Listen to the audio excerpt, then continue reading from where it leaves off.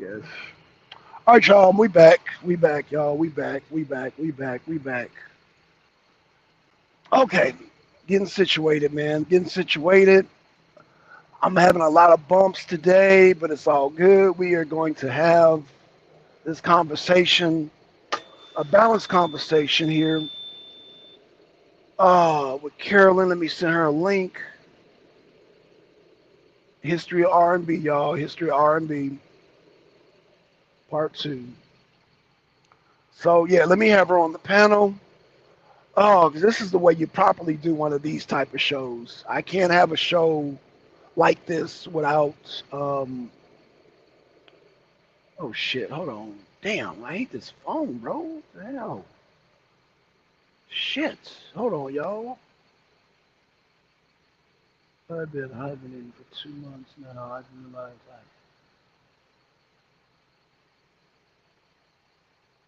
I don't know who that is. Okay. Sorry, y'all. I'm trying to get on the. Okay, there we go, y'all. Sorry about that. All right, as you know, my phone is. Ah, let's see. Step into the arena, rusty wins. What is this? No, not banners. Brand. Okay, y'all. I left it. Okay, so yeah. All right, we're gonna do this. So, like I was saying, damn, this I didn't chop this up into three series. So, as I was saying earlier, um, all you have to do is look at your now. If you're familiar with the hair bands of the '80s, like I said, your Poisons, your Motley Crues, your Cinderellas, those are all designed for women. Your Winger, all those Sebastian Bach, what's his name, Skid Row, those were all designed for women. That proves my argument for the R&B. But see, Carolyn, okay, I'm here. Okay, Carolyn, see that link right there? Hit that, sis.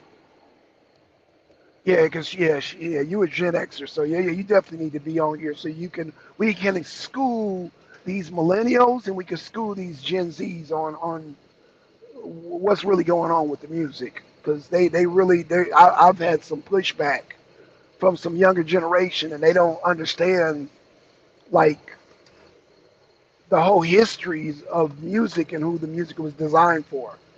But these same people will quick to say, well, it's not fair to say that they're per se saying it because I mean, like I've had GTO, I've had MD. Now they're younger generation, but they don't necessarily fit into the paradigm of saying white and black music. However, let's bring Carolyn on. What's going on, sis? What's going on? Not much, not much. Good morning, good morning. How are you? Good morning. I'm doing good. I'm doing good. So I'm glad that you're on with me because this is a conversation I need to have a woman's perspective on this. And I'm glad that you recognize the hairband. So you recognize the whole sunset and vine scene, right? Like your I Motley mean, Cruise, your go ahead. yeah, you go back through, and I mean, to me, it's like music. A lot of music is universal because it's always the same handful of themes, right? You've got love, you've got loss, you've got money, you've got lack of money, you've got, trying to get a better life, trying to live better, trying to be, just a better human in general. Right, And, from the soul perspective, from the metal perspective, from the 80s, from the 60s, you know, there are so many universal themes to it. And with the metal, at least the early metal, you get that's an interesting debate to get into, especially with some of these younger folks, because uh huh, they'll tell you, um, like Motley Crue and, Metallica weren't really metal. It was hard rock, right? okay, The okay, same way that these younger people will say, Snoop and Eminem and some of them are irrelevant because they're too old. And it's like, right, you never go forward without all the people that came before you, first and foremost. okay. And from a music perspective, there was just so much, and so much of it kind of was very tied to the times. You Okay. had Now I gotta from, ask you this question because you said it's very universal. You are Gen X, correct? yeah, yep. Now, as a white woman, did you ever face? Now, where are you from? Now, let me ask you where you're from first. DMV, right outside of DC. Okay, DCOT. As a white woman, has anybody ever, white or black, male or female, ever told you that, oh, why are you listening to black music? Or did you ever get that label? I'm just curious. One of the few white chicks to be at go-go's, you get looks, but that's a whole separate genre of music by itself. That That's, is right. Is right. Right. Chuck Brown and, Pleasure and Rare Essence and, Backyard, Junkyard, all the good ones. And Right. then Right. everything that came out of that. And that was kind of DC's answer to people being able to go to the big shows because people didn't come out to DC very often. That's And you true. That couldn't is right. just hop out, you know, to go see whoever because they didn't have all the venues that they do now. And even with the rock stuff, they'd play up at 9:30 Club. You'd have um, bands like Guar and bands like Nine Inch Nails and, Right. Right. all of these different groups come through from small venues. Back in the Okay. day, here they used to have all of these big, like country western stars that would come and play at this little campground that was down here Okay. until there was a murder here.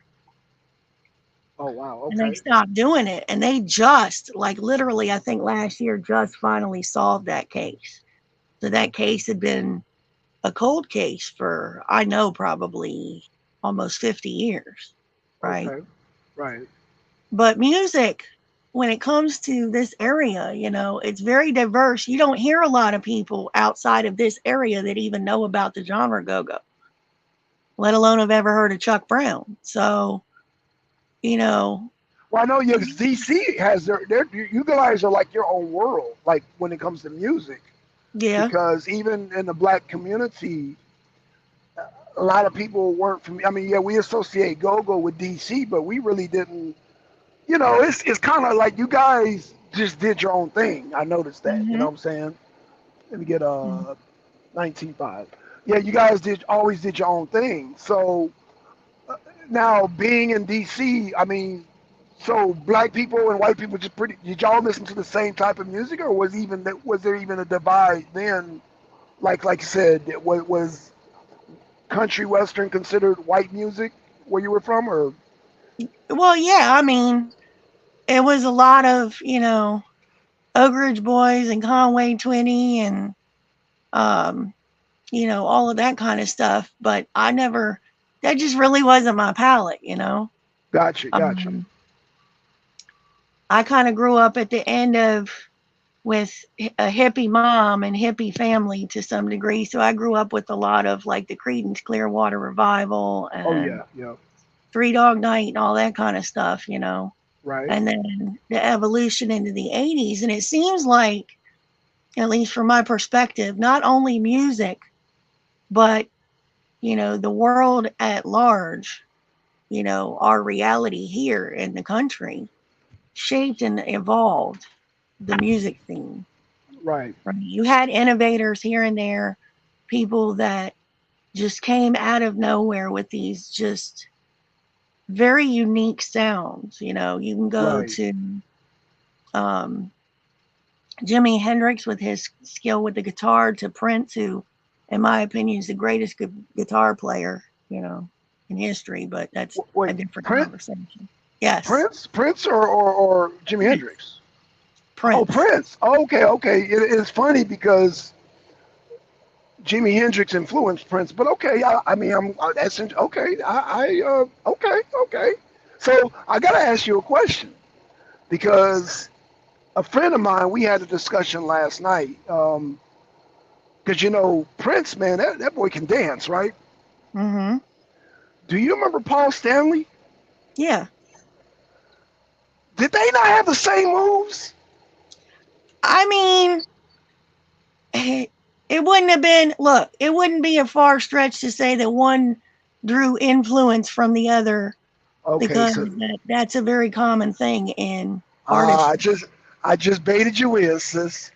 So who Hmm. came up with that dance first, Paul Stanley or Prince? I swear to God, you know it's Prince. So you're saying Paul Stanley copied Prince? Yeah. So Paul Stanley wasn't dancing like that before during Kiss era, because I Kiss came mean, out. is it dancing? Is it just whatever? I'm I, just I, asking because I I had the don't same see it. discussion last night. I didn't, Kiss, I did follow Kiss a bit when I was little because just it was interesting, right? All the makeup and pageantry and craziness and Gene Simmons and the tongue thing and just it was bizarre, right? Right, right, yeah, yeah, And I had lots of questions. But, you know, you just can't ignore the music. And right, I think right, that's where they catch it. You get a good hook in there, you get the right set of lyrics in there, and it just captures you, you know. okay, okay, And I think that a lot of artists pulled their influence and inspiration from soul artists and musicians. I mean, one came before the other very clearly, right? okay. Well, I always tell Everything people this. comes, Yeah, when it everything, all music comes from, Black culture, in my opinion, and okay, always has and always will draw inspiration from Black culture. It's okay, part of okay, American culture, but it's its separate culture, on its own as well.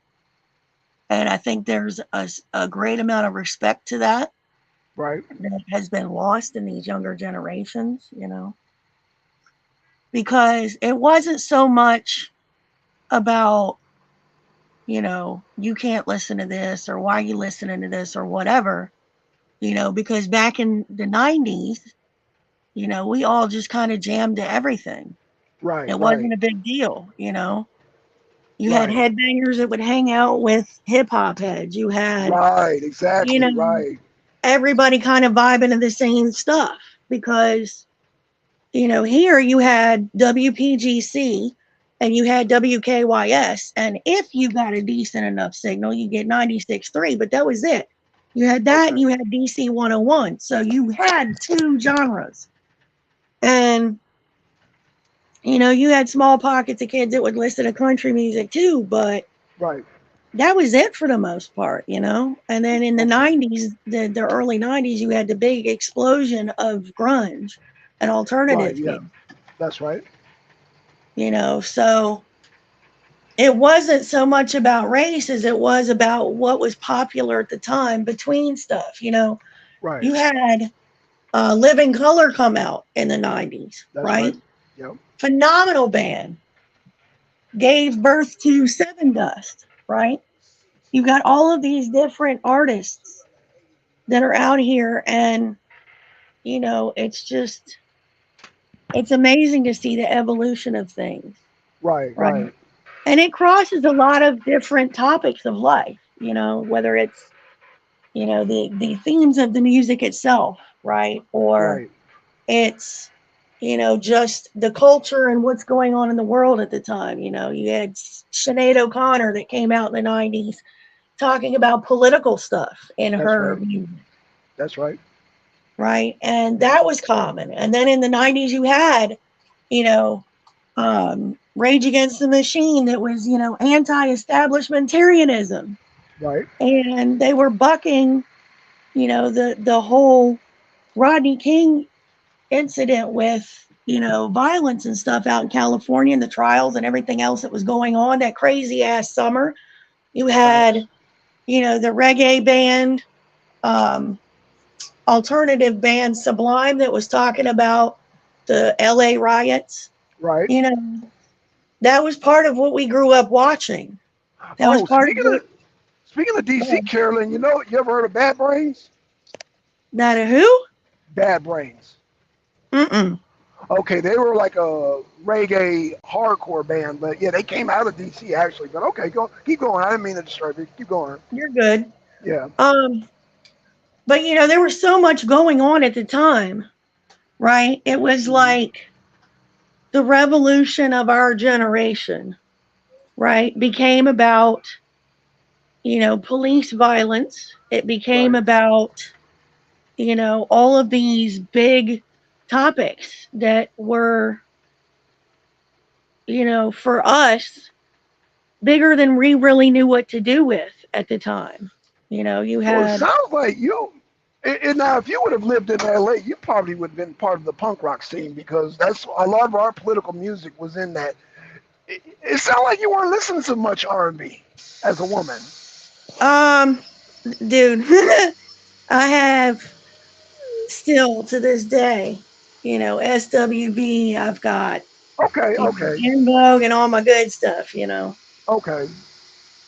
and when it comes to the women's music, the soul music, it was so much about love and loss and Okay. wanting to get the band that you love, how to get it back, all this stuff, Right. and when you listen to the men's, the male songs, it was about romancing the woman and how to romance the woman and how to get the woman Right. back, Right. right? Right. And that still is very universal, whether you're talking country, whether you're talking alternative, whether you're talking, you know, R&B, whether you're talking even metal, you know, Right. it's still a lot of the same themes, Okay, you but know. now you said it's universal, so I'm gonna have to get a pushback. So let's go to like Motley Crue. Let's go to your Cinderellas, your Poison. Let's go to your hair bands. Was Okay. that design? Was that designed just for women? I think a lot of it was, but the themes were all men. The themes were from a guy's perspective, girls, girls, girls, you know. It Right. was about excess. It was about, swimming through seas of women. And, you know, from my purview at the time, you know, women just were stupid for it, absolutely stupid for it. There's a reason why they called them the panty dropper era, you know, and to add fuel to that, it was an excess around the same time that, dangerous things were going around in the world that led Right. to illness and death of several musicians, Right. whether Right. you're talking drugs, alcohol addiction, Right. car accidents, Oh yeah. Yeah. all of that kind of stuff, and the 80s and the hair bands, that was the age of excess, That's true. that Right. was Right. the Reagan era, that was the, alpha male, Okay. manly men era. Everything was beef and sandwiches and, Big Johnsons and all this other stuff. Right. Right. Okay. Okay. Um. Now I'm gonna give you my perspective of where I live. Now you had the hair bands because Mhm. where I was from, that was considered, y'all, that was, those one, that's music is for women, Mhm. man, if a guy listens to that, you a sissy, blah, blah, blah. And so there was a big pushback, and that's why you had bands like Metallica, Slayer, Megadeth, and Anthrax come out because that was a pushback against the hair band because they were considered too girly. Like the metalheads were like, yo, where's the music for us? Because this Right, is designed for women. right. And, when you go through that scene, right, Uh then huh. it becomes this whole evolution into moshing.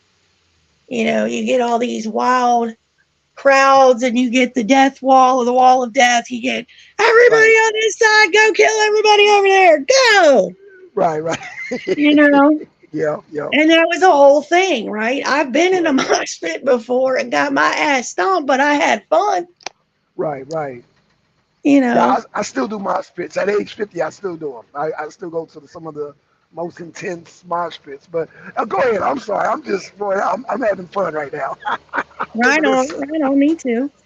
I Yeah. mean, it was an interesting era. It was fun, But The I gotta music. ask you, Carolyn, was there a lot of women in the mosh pit? Because I didn't see too Hell many women. no, no, Okay, okay.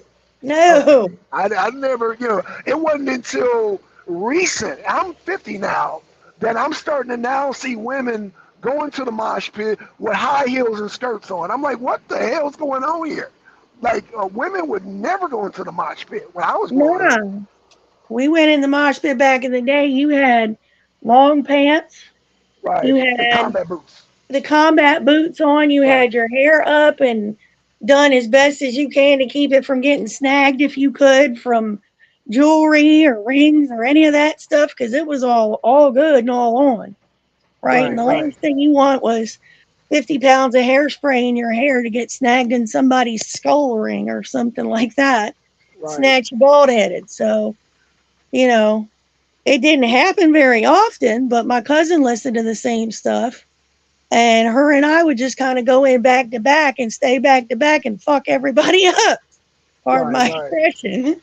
No, you're good. You're good. But as a 5'10" female, you know, I had a tendency to kind of blend in with who was already there. And I had guys literally, apologize for cracking me in the jaw here and there because they Right. thought it was another dude, which, Okay. hair aside, that kind of tells you everybody had the same hair too. Right. Right. So, I mean, it was fun. It was really interesting to be able to kind of float through all of these different genres, right? All the personalities. Like I listened to a little bit of everything, Right. right? Right. The Grateful Dead, listen to Yeah. Fish, listen to Sublime, listen to Black Flag when that came out, the Ramones, Oh a little shit. bit of everything. Okay. Okay. Oh, A little bit of Henry everything. Rollins is from your way too. Henry Rollins, the lead singer of Black Flag, is Yes, from that he way. is. So yeah, yeah, yeah, yeah, Yes, he is. yeah. He's one of the pioneers of American hardcore punk. So yeah, Yes, okay. he is. You talked about the Ramones. Okay, so okay, keep going. I'm sorry, I keep interrupting you, man. Man, we really I'm enjoying this conversation. So you got to forgive me if I jump in. It's just I get excited. All good. It's all good. I nerd out on my stuff too. It's all good. Right. Okay. So, I mean, but from the R&B perspective, right? Yes. Most of the stuff that we heard when we were younger, right? Like late Yes. 80s, early 90s, it was akin, even the rap was a lot more akin to the roots of what soul was, right? It was about romance. It was about, how to romance your woman. It was Okay. about how to romance your man, right? It was like love letters to each other, Okay. right? Courtship. It was about what relationships used to be based upon, right? And, the heartbreak of loss, the heartbreak of, you know, losing your man to a system, the heartbreak of losing your man to a country and a war, it was a Okay. little bit of everything. And, you know, it seems like our generation, I'll just go ahead and say it seems like our generation was really the last generation of original thought when it came to some Wow. music Okay. because, and I'm sure people may disagree, right?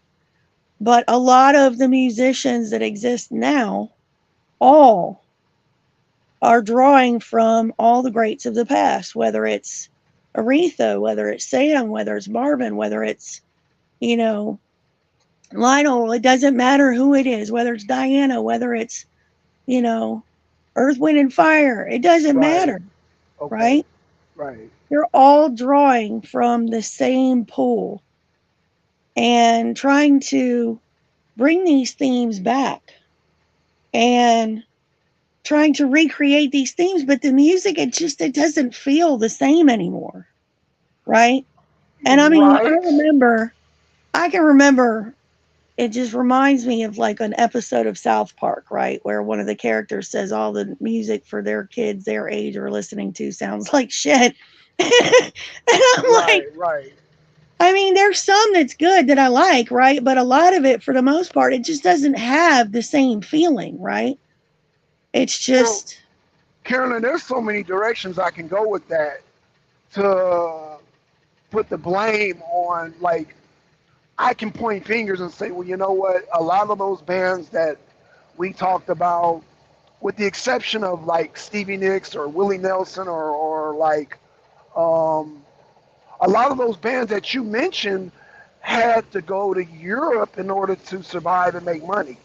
mm-hmm, And so, um, damn, I mean, it's like,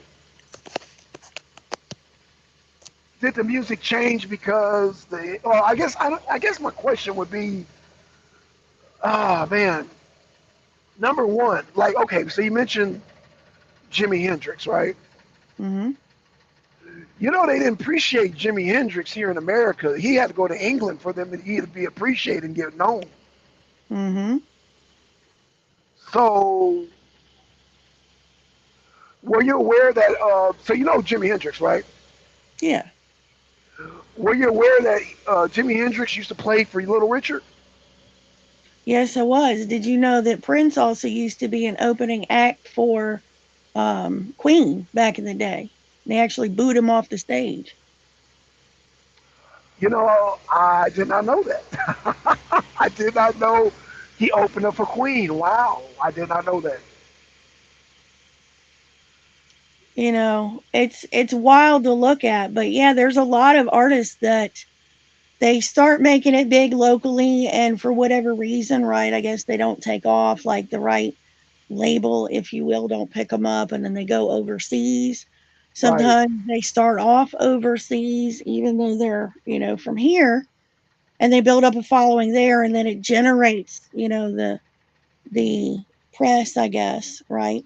right. But that's been, So even you're when you saying go a back, lot of these people they went over to Europe to build up their clout, then came back here and got popular. Is right? that what you're saying? Yeah, Because that's what happened to Jimi Hendrix.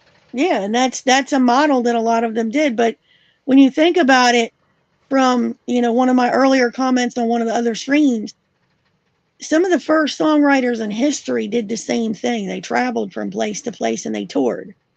They went from place to Right, place where they could eat, right, where people would enjoy live entertainment, and right, pretty soon you had these songs being sung in multiple countries all over the world, right? right. When they could finally start to travel, and did, and the same thing went for storytellers, right? Hmm. Because it seems to me that both storytelling and music have been around for so long as art forms. It's just a form of human expression, Right, right? Whether it was the first person to sing into a cavern or cave or sing into a particularly wide open space and right, hear that resonance and feel that feeling in their body, right. there's been music. And I think that, aside from everything else, is universal. It's an expression of joy, it's an expression of love, it's an expression of excitement, it's an expression of pain and sadness and sorrow and heartbreak and everything that it is to be human. I think we as people have a tendency to muddy it up with all these innatities of a shell and a vessel when the music itself is universal. Okay, so then, okay, so you about my generation. Do you remember hearing about Barry White doing an all-female concert? Yes. Okay, so I you can't just blame him. I mean, he's got that voice, man. There's just oh, something about those deep voices that are just not, they're not enough of them, for one, in my right, opinion. okay. It's a vocal range that is very rare to get that, super deep baritone. But And Carolyn, you said that music is universal, and you have an artist himself, Barry White, saying, "I just want women at the concert." Yeah, doesn't I that mean, contradict the whole universal thing? Now, this is it from an artist does. now. It does, but I guarantee you there's a many a man out here in the universe that uses Barry to make his women's panties drop. So there's No, that. I don't disagree with you on that. I get what you're saying on that. What I'm saying though, you have an artist himself. We're talking about an Yeah. actual artist who wanted women at his concert. He didn't want no men there. So to me, that's saying as an artist, I'm writing my music for women. Even though, yeah, we might say, oh, it's universal because we like it. We might Hmm. say it's universal because we like it, but we have an artist saying, no, I just want women. Like, he wants you to go to his concert, not me, Carolyn. Well, I mean, you got to look at it from his perspective as a businessman too. Break it Once the down because, shift, oh, okay, go ahead, once break it the down. shift, once the shift happened after the women's lib movement, Uh right, huh. Yeah, and womanist movement, everything else, right, right. the purse string shifted, and a lot of artists started to notice that women were the main spenders in a unit, whether it was they were the one. Ah, see, now we Yeah. going somewhere. Now we going somewhere here. Okay, okay. You're getting warm. You're getting warm, Carolyn. Keep going, because you're about to prove my whole case here. So, when that would happen, that came to be. And I mean, they've exemplified that in TV and everywhere else, right? Advertising went from, Oh wait, you know, I gotta stop you. I gotta stop you. So are you saying most of the TV shows are geared towards women from an economical standpoint? a lot of the advertising is, yeah. Okay, a lot of advertising. So you don't say shows like you ever heard of Sisters? Oh, yeah, yeah. I Okay, mean, okay. I was going back to the Flintstone cartoons where, Betty and Wilma would go charge and they'd run out the door with the stone credit cards, you Okay, know. I got you. Okay, so now through time, did it progress more? Like I want to say after the disco era, because that's where I noticed a push not only for music but TV shows. Everything it seemed we're gearing toward y'all. That's Yeah, where I because started to that was know that the right shift after in the culture. disco era. Go ahead. I'm Yeah, sorry. that was the shift in culture. That was the shift from, you know, um, women being able to have, jobs of their own and being able to have bank accounts. And, that was a cultural shift that slowly happened. And I could go down a rabbit hole for just a minute if you'll indulge me. Yes, of course, of So, course. one of the Yeah. reasons why the Rockefellers funded the women's rights movement was because prior to that, not enough women had bank accounts and they couldn't be taxed. So, this was their way of capitalism getting access to the other half of the gender and culture and world's money. You get them Okay. Break hyped it. up to employ, right? Break up the family unit, and then you create a culture where women can, pay for everything on their own, have their own stuff, and be taxed, not just their husband, but That's now we right. can tax two people instead of just one. So That's right. yes, a lot of the marketing became women centered. It was still a lot of male, centered stuff in terms of like the actual advertisers being men and stuff like that. And it was kind of, the But mansplaining Carolyn, to women, what women need kind of thing. But yeah, that's kind of where it went. but Carolyn, I'm a little confused now here. You just said music was universal. However, you just laid down the foundation of how like these corporations were out to make money and how we got to target the women. The women are working now, so we got to damn target the women. So you said that's why Barry White did what he did. So is it now universal, or is it now that you guys are the target? Well, I think we're the target. I mean, it's male and female. Music is universal. The corporations aside have nothing to do with it really. To a degree, yes, they will send songs to artists if they don't write their own. They will Okay, say this is what we want you to put out, and they do, right? And right. it became less I don't know, less free from a creative standpoint. when you Right. started getting agents and labels and all that crap involved, right? But that's how you knew you made it, right? When you got a record label signed. Right. And, the themes of music are universal. Music is universal across the world. So I However, okay. when we So that, throw in the capitalism standpoint, it does change the picture a little bit, but I still stand on music is universal. okay. So I'm glad you're standing on it. So is Beyonce universal?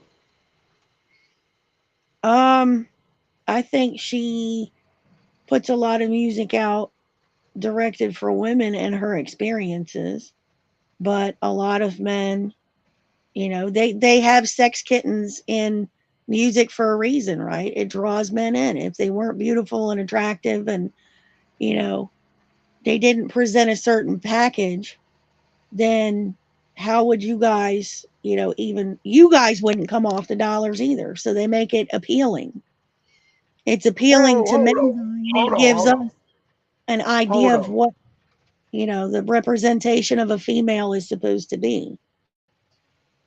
But okay, but see, you about to make me go down a rabbit hole, Carolyn, because I see what you're saying as a woman, but so you're saying, okay, wait.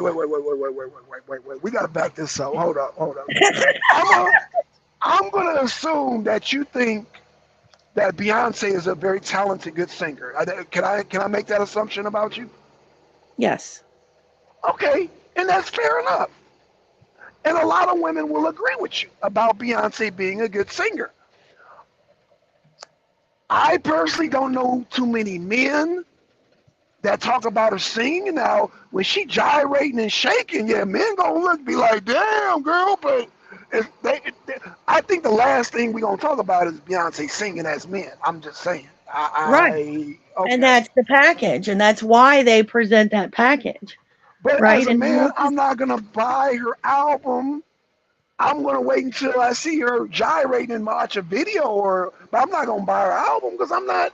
But I'm talking shit. Go ahead, sis. I'm no, just you're good. interrupting No, you. you're good. I mean, Okay, and so let's go down that path. okay, So let's do that. with the advent of Soul Train and MTV and Yeah, VH1, yes, it made music far more accessible because most people had TVs or radios, that's right. right? Where the radios didn't necessarily reach, the TV did.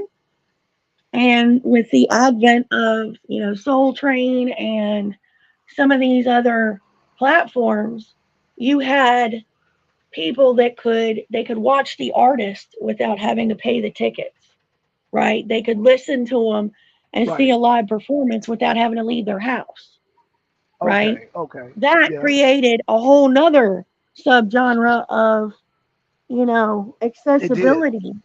Yes. And, it did make it to where if you weren't buying posters or you weren't buying records, um, if you didn't have a record player, and a lot of people did, you know, a lot of people had vinyl. A lot of people I know still have vinyl, and there's, Right. first print, second, third print, albums.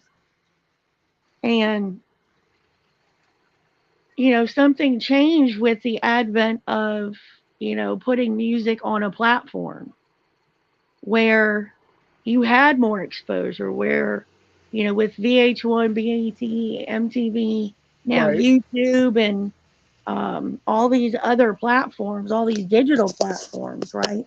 There's so Right. much more accessibility. And, it makes it easier for the artists because every time they were paid, every time you played their video on MTV, they got a percentage, right? Right. Because That's right. people Yeah. would go out and buy their albums and then MTV would get their percentage back.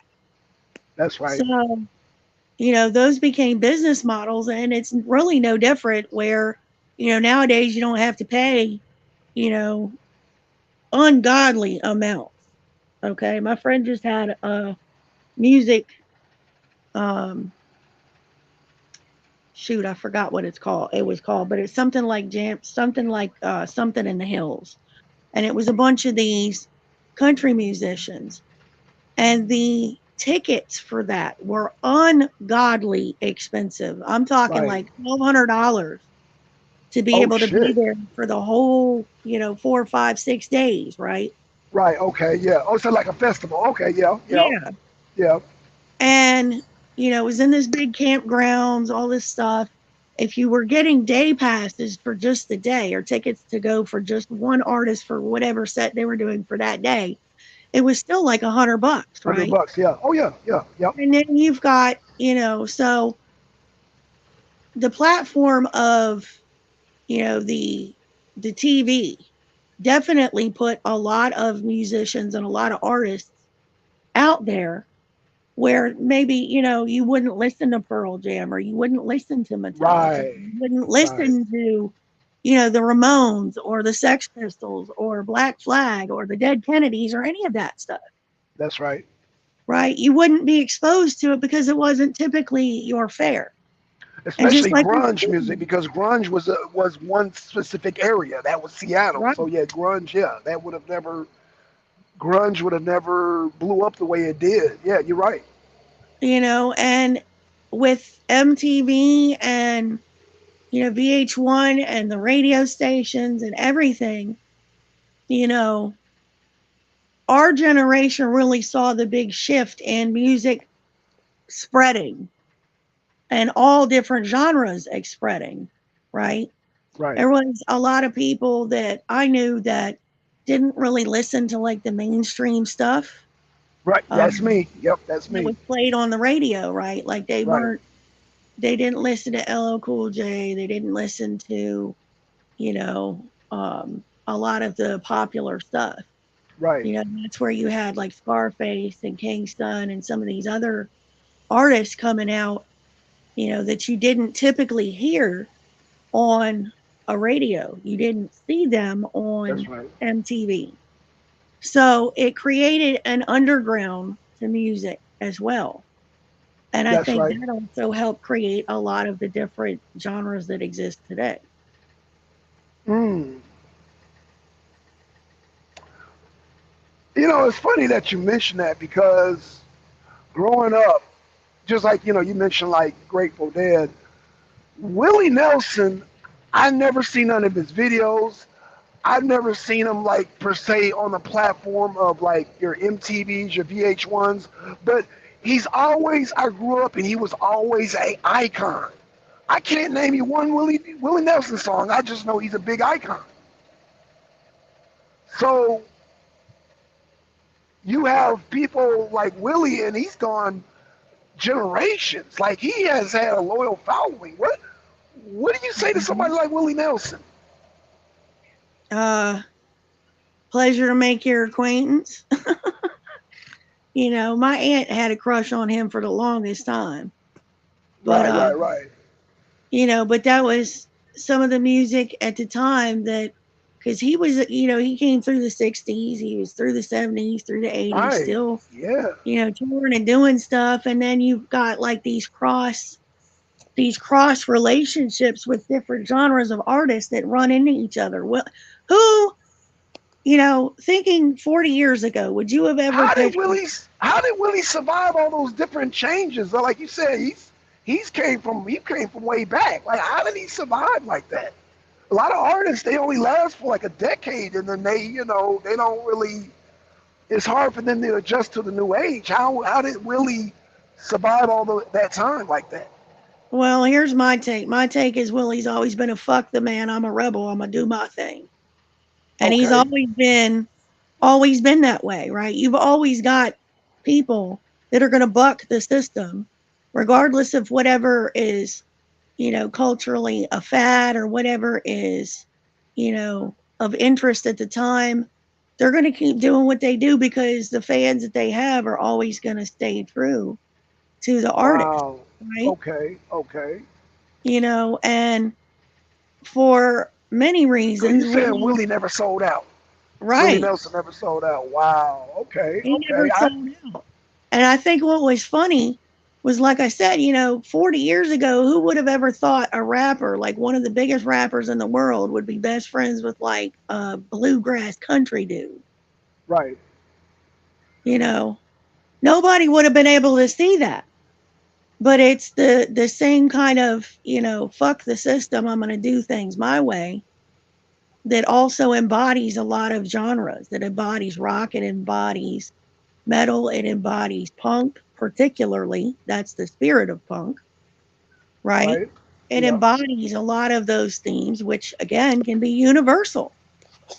You know, you go back to Frank Sinatra, for Christ's sakes, and you've got Frank Sinatra singing, I did my best, I paid my dues, I'm doing it my way, Doing it my way. right? That's right. Yeah. And it's such a theme with, I guess, the human condition, right? Is that we're going to succeed, we're going to fail, we're going to fall on our face, we're going to get drunk, we're going to be sloppy, we're going to be messy, we're going to cry to our best friend, we're going to, think about the 100 things that we could have done better, done right, right?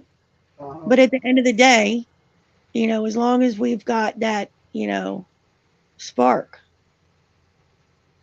you fight and you survive. And that's a common theme in music too.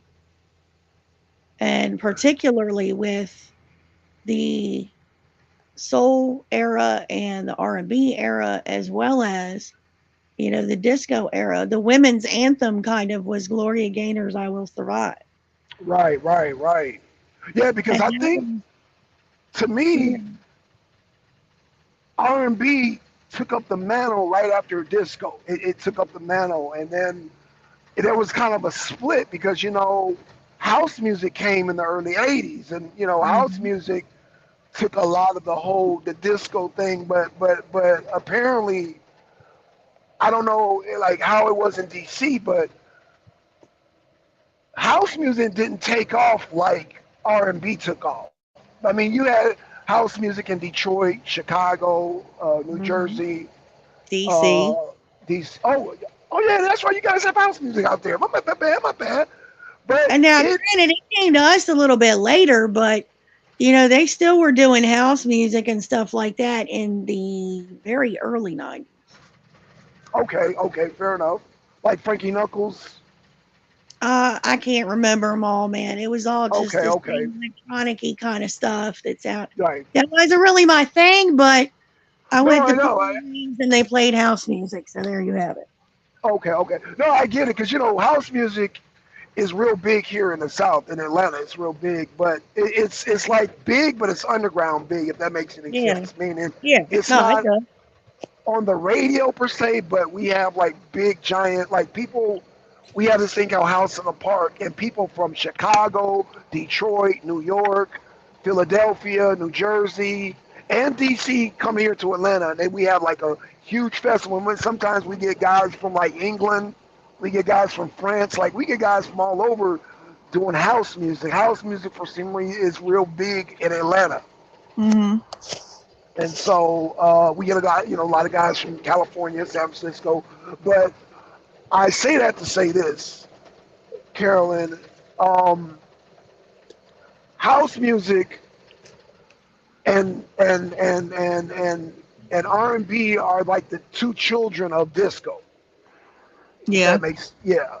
it does. It's the same songs, but split between the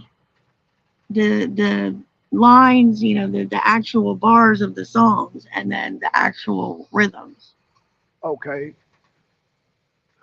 In fact, there was a hatred amongst people who listen to rock and disco at some. Do you remember that?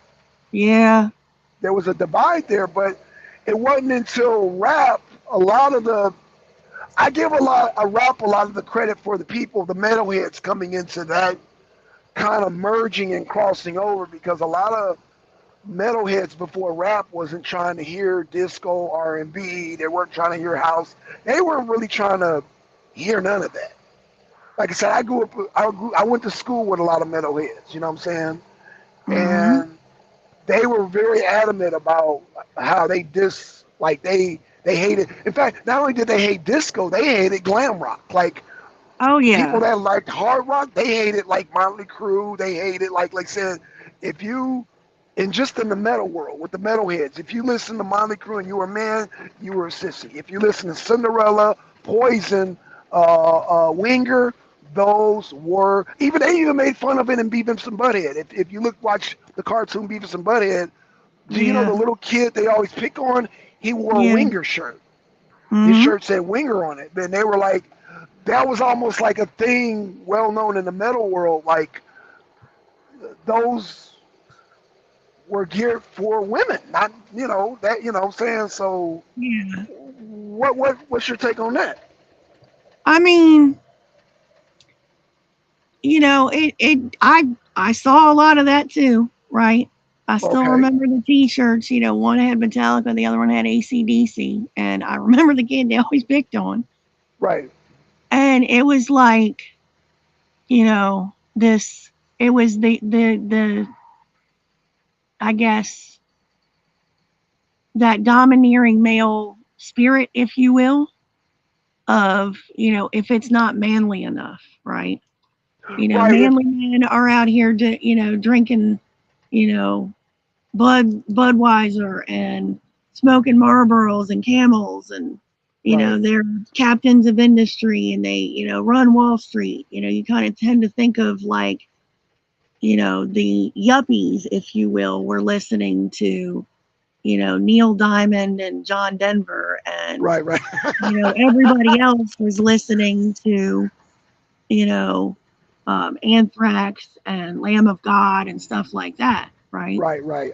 And Limp there Bizkit, was yeah. just this derision for the mainstream glam rock and all of that kind of stuff, because they kind of saw some of these other bands would see them as kind of sellouts, because Red Hot Chili Peppers was around for a long time, Black Flag was around for a long time That's right, before any of these bands became a thing, right? Before right. they I went agree. mainstream, most of these artists were around in the 70s before they became popular Right, in the 80s and 90s, right? They'd already been on the music scene. A lot of musicians were like that, right? It's same thing with comedians and actors.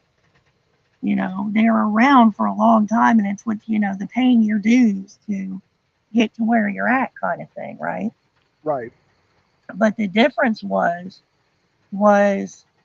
a lot of the harder metal and stuff like that, they weren't really, seen as marketable to some degree.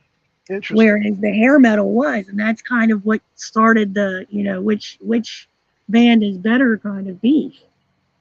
You Okay. know, if they had been played more and they eventually got, airtime and stuff more often, but it still wasn't the same as how Metallica used to, and the Odds Fests and the HF festivals and Right, all of that stuff. At least around here, that was always a big thing, right? right.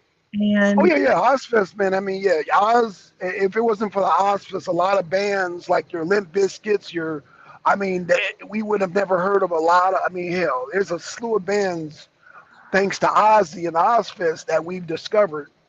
If it wasn't for Ozfest, we would have never heard of them because remember, Ozzy got rejected by Lollapalooza. and that was the big one Yeah, at the time. Lollapalooza was a big one, right?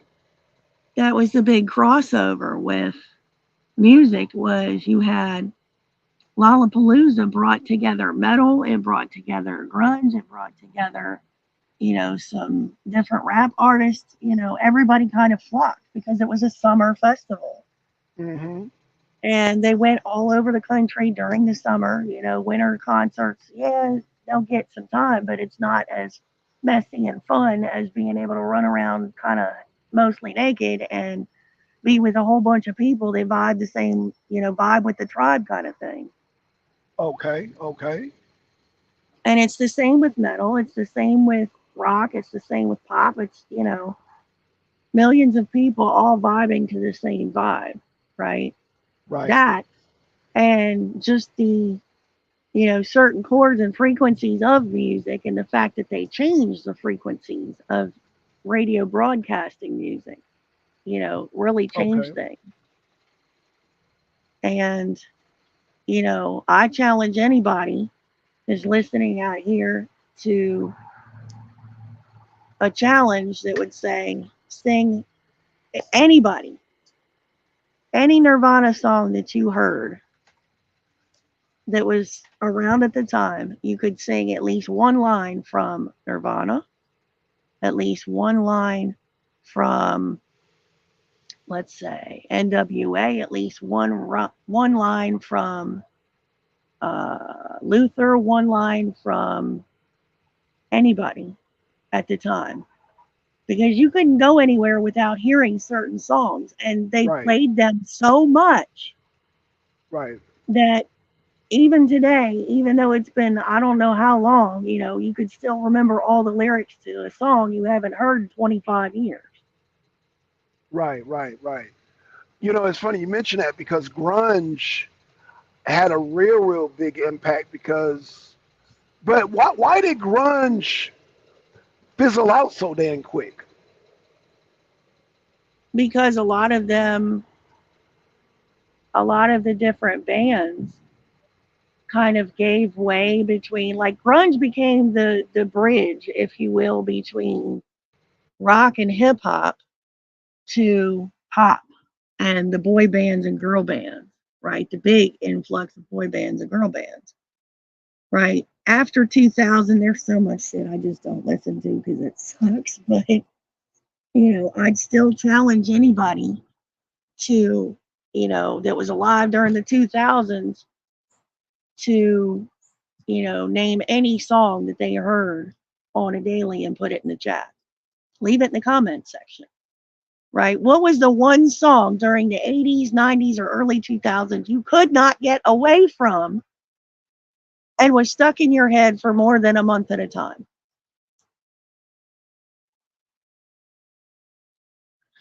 I think the one that really got me, that even still will pop in here now and then, was Eminem's My Name Is.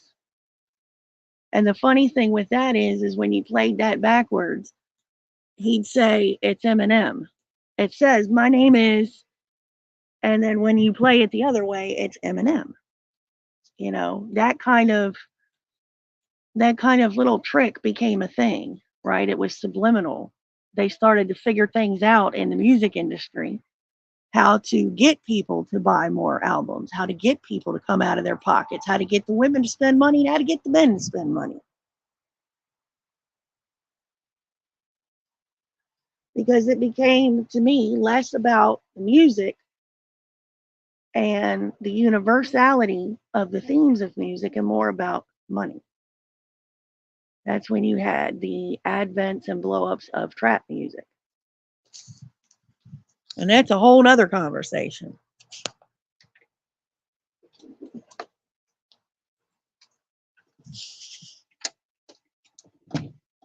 It was drugs. Quite a bit of it was. It was very addictive. And, it wasn't unheard of for little kids. And it's just as bad now. It's not unheard of for, them to spin these kids' versions of songs across music. It blows my mind to think that now it's like the Now That's Music is on like 28, for God's sakes. I didn't even realize it'd been around that long. But you've got Now That's Music 28, and you've got the kids' version of stuff, and you're starting to catch, songs that really shouldn't be played around kids being sung by little kids, two little kids. It's trippy. It's really trippy. So, I don't know what all their motive is other than to get them hooked in earlier and get their brains earlier, because that definitely seems like that's the thing. But, when it comes to these bridges, there's always been bridges between genres of music. And, the times kind of reflect that, whether it was soul into Right. R&B, into, country, into the modern country, into like the country rap, the more mainstreamy kind of stuff. There's so many different types of each of the genres now that it's wild just to see it, right? It really is. It's wild to see the evolution of things that have played out, in front of us, both from a cultural standpoint as Americans and humans, and a cultural standpoint as men and women, and, you know, how that has shaped our outlooks on life, the way we see things, the way we see the world, the way we interact with each other, right? I think Right. that's definitely a big source.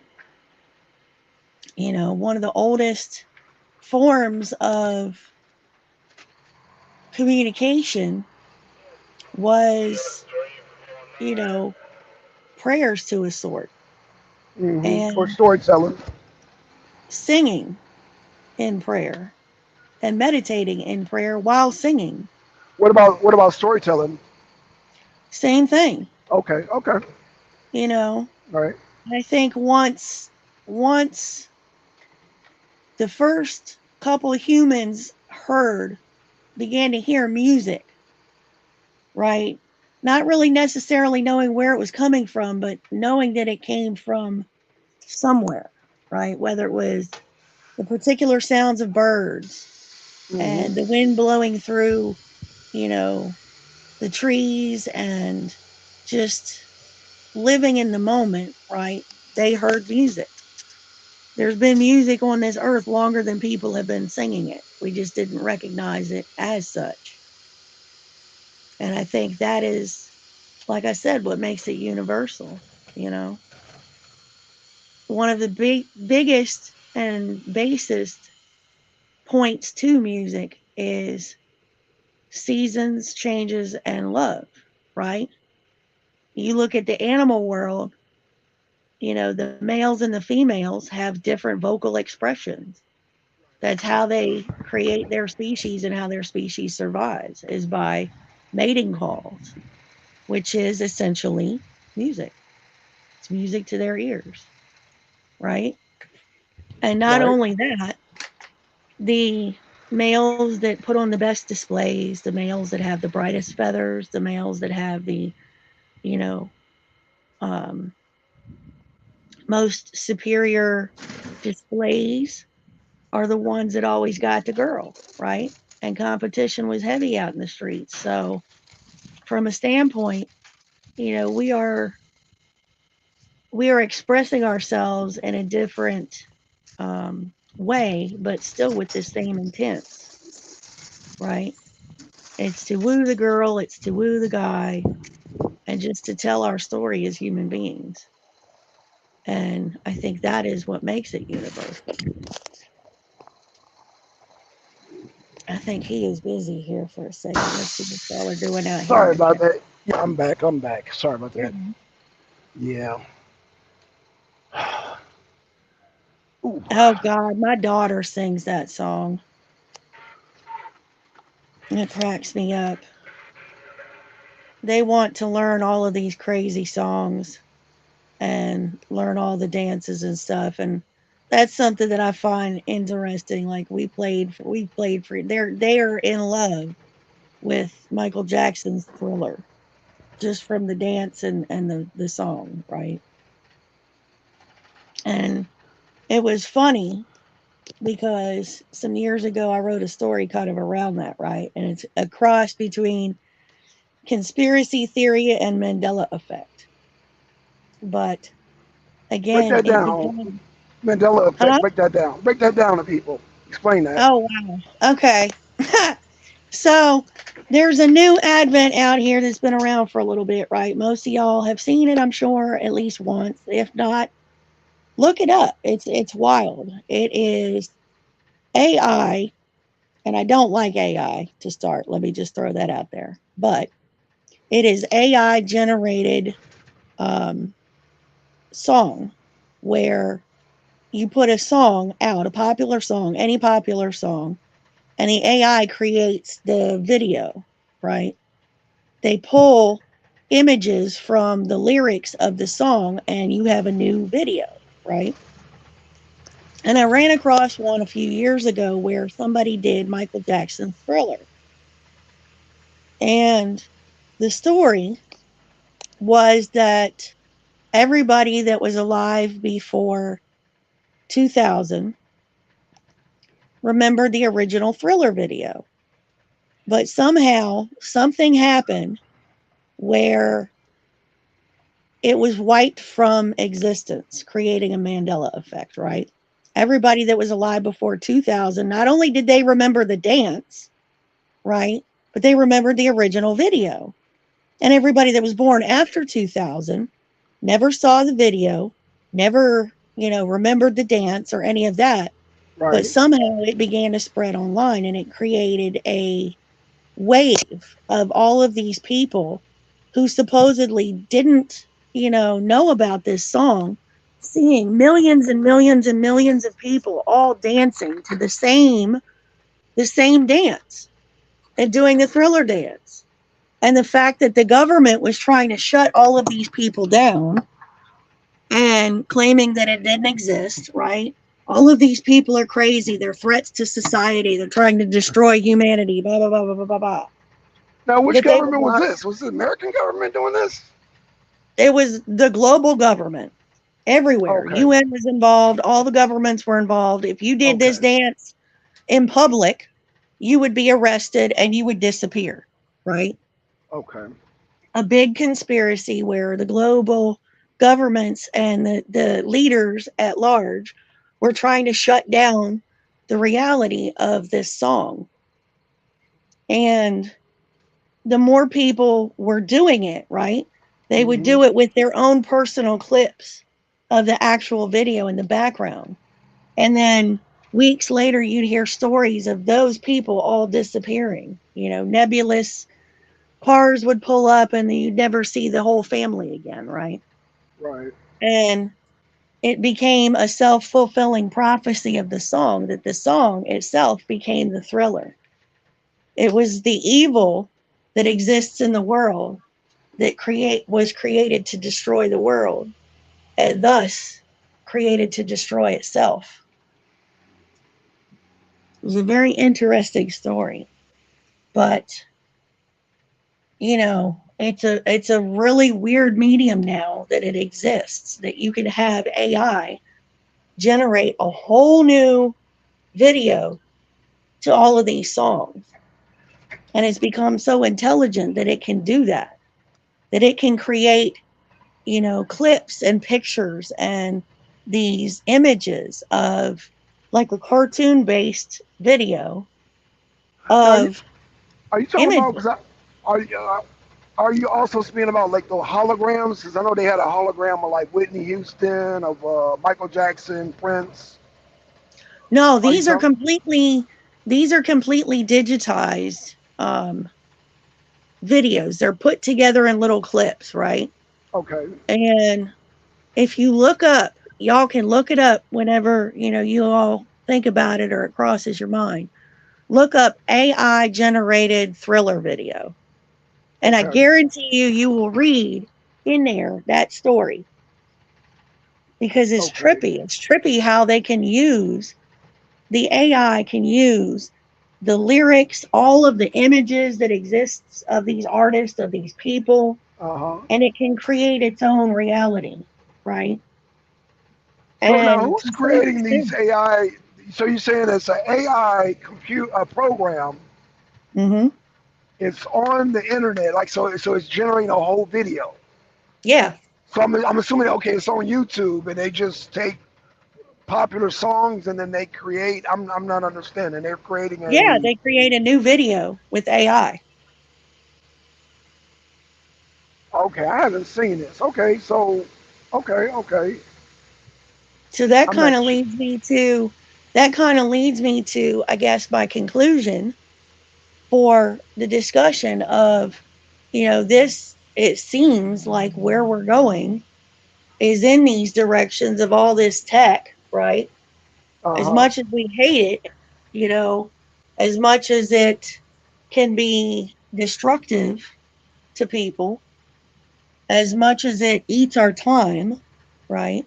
Uh-huh. It it's still just like now, us conversating about topics and kind of bridging the gap, if you will, So are you allows saying for the the music conversation to be had.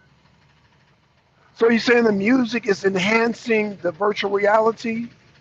Yeah. Okay, okay. So no, it's interesting because I'm noticed, as a father, I'm noticing there's a lot of not only music in video games, but there's like actors now getting jobs doing Hmm. voiceovers for like video games now. So I was just Hmm. wondering when you said that, it made me think about the whole how actors are now like video games are becoming more popular than movies now. Hmm. They're becoming movies. And a lot Right, of artists, a lot of, voices have lent their voices to multiple games, right, the zombie games, the first person shooter games, right, the right. Grand Theft Autos, Yep, the yep. music that's on them. There was a few I didn't mind because at least the music was okay, right? Wasn't Right. real big into the gaming stuff, but you know, But my issue is this: every time they come out with a video game and they try to turn it into a movie, the movie's always trash. yeah. Well, it doesn't translate. It's No, it really doesn't. hard to get a human being that can do the creative effects of Shang Tsung or Blanca or some of these other Mortal Kombat and Street Fighter So why characters. not? Why not concentrate? Because it seemed like the movie industry is a dying industry to me, just in my opinion, Carolyn. And it seemed like the video game, where the movie industry is dying off, the video game is rising. So why not just? I mean, it looked like a lot of actors are concentrating on. I mean, what I'm saying is that okay. So let me give an example. GTA 5. You've heard of GTA. You just mentioned GTA, the video game. Hmm. They're saying that one video game made more money than any movie ever made in history. I'm not surprised because it's more. Let's see. So you've got your missions, right? Right, You got certain things you can do. You got achievements to unlock. It's bigger than just one representation, right? And there's always going to be people that are going to cry about how, you know, it's translated, but that comes down to the screenwriters and the directors and the director's visions, right? okay, right, One of the biggest, I guess, I don't say one of the biggest, I'll say one of the most that I know outspoken writers and creative artists that bucked having a lot of their stuff made into movies was Stephen King. And I'll tell you why, because a lot of his creative genius came from, this sense of kind of like a lingering reality on top of reality, right? Whether you're going from The Man in the High Tower to, Rose Red to Misery to whatever, right? right, To it. There were a lot of things that just, it's really hard, to be able to translate, through whatever medium. And I think with, again, the AI and like the graphic arts industry and the digital industry uh now, huh, it has enabled for a lot better creative effects to be applied. Whereas, my kids would watch, something from the 80s and they'd go, oh God, is that what y'all, right, and we look at it now, we're like, God, that's cheesy, right? right, right, But at the right, time, we're like, dang, that is awesome. right. It just translates different, Well, right? And I what was feel that? old right now. Oh, Carolyn, because I don't like CGI. I think I personally think it's over the top. the whole CGI thing, like the AI, that you're talking about, it just seems over the top to me. Right. I mean, they do go over the top with it, but I think that even became a thing. That became a thing when MTV started doing like the liquid television. Right? You had all that weird, midnight, night Yeah, owl yeah. stuff Uh that huh. they would put on there that was all Adult part Swim. of Yeah, yeah. that platform. And it's translated into so many different mediums now that it's a little weird to look at, right? You look around and you go, God, okay. So you had this, and this back in the day, with music, and these were the videos and stuff like that. Now you've got like all of this, crazy, strange stuff that it's so full of symbology, symbolism, and all of this like other that it really makes you go, what the hell were they thinking with some of these videos? What the hell were they thinking? Because you don't even, some of it doesn't even, right? Like, is it just me? Some of the music videos have nothing to do with what the song's about. And you're just going, what in the hell is going on? I mean, hell, But that's a when you look whole. at the symbology, Uh that huh. tells you a different story. I mean, but you can make that argument for every MTV video ever made that, what I'm saying, that the music didn't match the video. So, I mean, because, I mean, we both grew up on around when MTV first came out, Mm-hmm. and most of the videos, when I listened to the music, I'd never seen the video, and I listened to the music, and then I finally see the video. I'm just like, okay, that's not what I envisioned. But there are some bands like, okay, so let me give you an example, like Susie and the Banshees. Mm-hmm. I was exposed through Susie and the Banshees strictly through videos, so that would be a different thing. So every video, or like The Cure, every video they played, I didn't hear their music first. I saw their video first, so it was different. But when you look at like I don't know, I'm trying to think of a well, other than rap, I think rap videos kind of played a part. Like, oh, I got bling and they throwing money around. That's different. But in the '80s, the videos were more obscure back then. If I'm making any sense. No, you are. I get it. Yeah, they were just more. I'm trying to find the word. They were just obscure as hell. Carolyn, they were very obscure back in the day. Well, and that's the crazy thing too, is because you had a handful of people that would direct these videos, right? Right, So you began to see over time a certain kind of style to it, right, right? right, When you looked at, if you looked back at a lot of the Motley Crue videos, if you looked at a lot of the, let's say, oh, let me throw out Whitesnake, right? If you looked at a lot of their videos, it was similar themes, right? It's always like, um, you get the and that was its own theme. That became its own theme. It became the video vixen became a theme, right? That's right, where you kind of cross genres and it became a thing. You had the video vixens that were in all of these different music videos. It was Heather Locklear, it was this one, it was this one, it was this one, it was this one. And over time it evolved to all the other genres, right? right, To the point to where now you've got women that have made a career out of writing about their experiences with the music video industry and musicians and right, artists. right. Kind of like Superhead. Yeah. So, I'm sorry.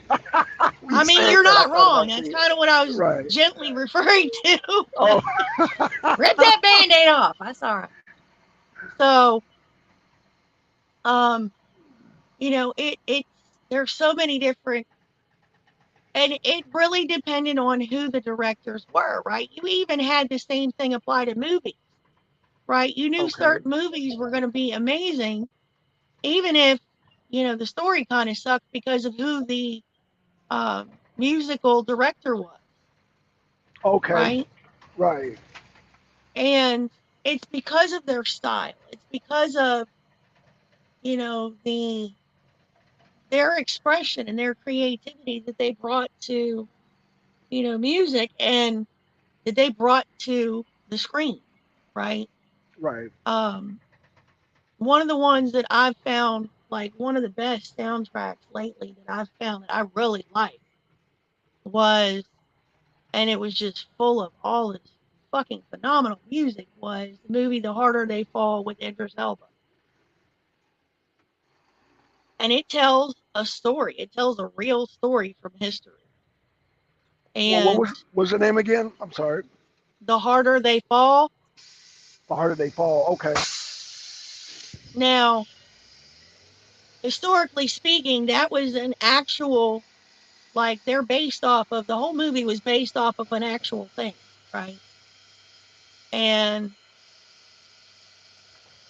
history is a little different than they portray it on the movie. But the music to that movie was just absolutely phenomenal, right? I'm not a big, you know, cowboys and Indians kind of gal when it comes to my music and movie taste, but certain actors and certain stories are just magnetized.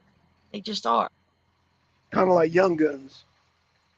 Exactly, right? Okay. Right. Right. Bon Jovi was it for the time, and that was perfectly suited for that type That's right. of and that group because those were predominantly, the end of the Brat Pack era into the 90s.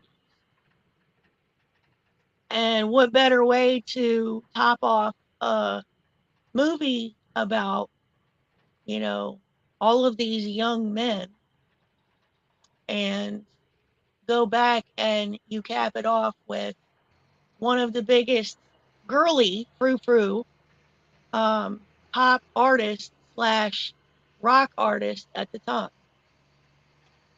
And he's still around. He still sings. He still does music.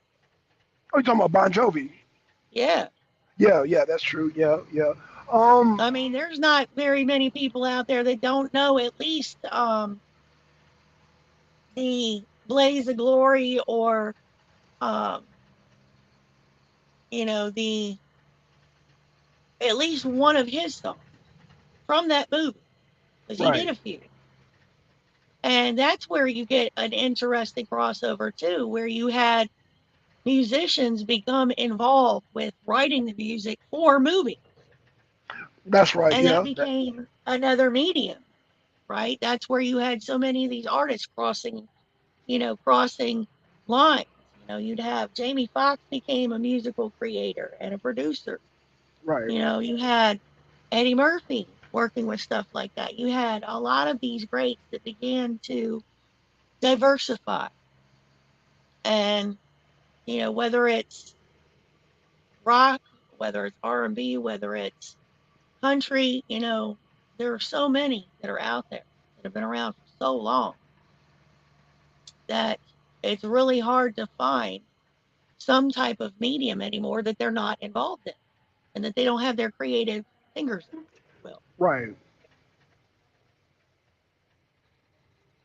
But I Well, mean, it has been fun, my dear, but I am at 9% and I don't want to die in the middle of the conversation oh, because that's that would all just right. be rude. We gonna do this again, Carolyn. We're gonna do this again. Like I said, I'm gonna do a theme show just on music, and I'm gonna hit different aspects of it. But yeah, this is like I said, we can do the trio and the new generation music. We can do that next time because, like I said, that's a whole nother rabbit hole. Yeah, but thank It you though, is. Carolyn. Yes, Absolutely. Thank you for having me. Thank you guys for hanging out with us and listening to this uh, lovely conspiracy queen rant for a while.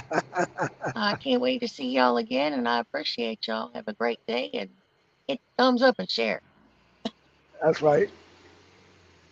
All right, so shout out to Conspiracy Queen. That is Carolyn, in the house, man. So yeah, man, y'all. Hey, I hated my. Hold on, let me turn the camera off.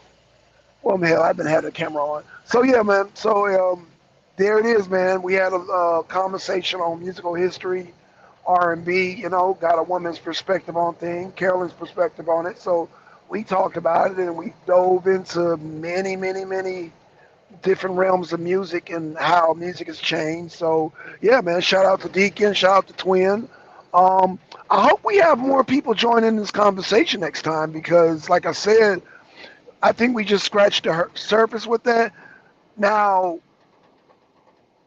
Carolyn was saying music is universal. However, she did acknowledge people like Beyonce and Vogue, Barry White, that because of economics, women were targeted. So, interesting conversation. So, yeah, with that being said, y'all, with that being said, we're going to do another one like this real soon. Y'all say subscribe, do a share, and we out, y'all. Peace.